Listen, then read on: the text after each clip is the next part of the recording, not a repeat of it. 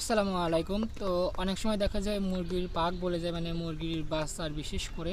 তো মুরগির বাচ্চার পাক বলে গেলে যে ওষুধটা দিলে পরে হচ্ছে সেই পাক বলে সমস্যাটা হবে না।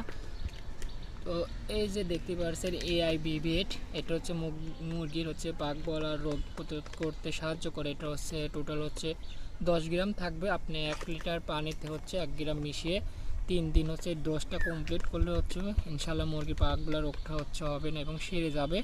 তো অবশ্যই এই এআইবি ভেটটা যখন হচ্ছে মুরগির পাক বলে যাবে অবশ্যই এটা হচ্ছে খাওয়াবেন। প্যাকেটে হচ্ছে 10 গ্রাম থাকবে।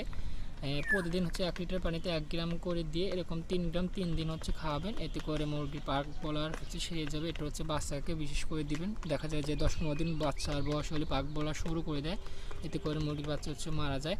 তো আরেকটা ওষুধের নাম বলে দেয়, যেটা হচ্ছে মুরগির বাচ্চারা হচ্ছে জ্বর আসলে কি করবেন। দেখা যায় অনেক সময় জ্বর আসে, জ্বর এসে হচ্ছে মুরগি হচ্ছে জীবনে দিয়ে হচ্ছে বসে বসে থাকে, মানে ঝিমুনি ধরে বসে থাকে, গা হচ্ছে পুড়ে যায় জ্বরে। তো এই যে ওষুধটা দেখতেছেন এটা হচ্ছে রেনা এসপিরিন বেট।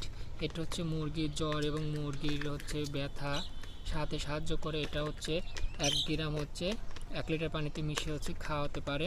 তো এই জ্বর আসলে এই ওষুধটা খুবই কার্যকর, যেহেতু আমি দীর্ঘদিন যাবত হচ্ছে মুরগি পালন করি। আর অবশ্যই সবাই আমার চ্যানেলটা হচ্ছে সাবস্ক্রাইব করে দিবেন, যারা আমার ইউটিউব থেকে দেখছেন আর যারা আমার পেজ থেকে দেখছেন অবশ্যই ফলো করে দিবেন।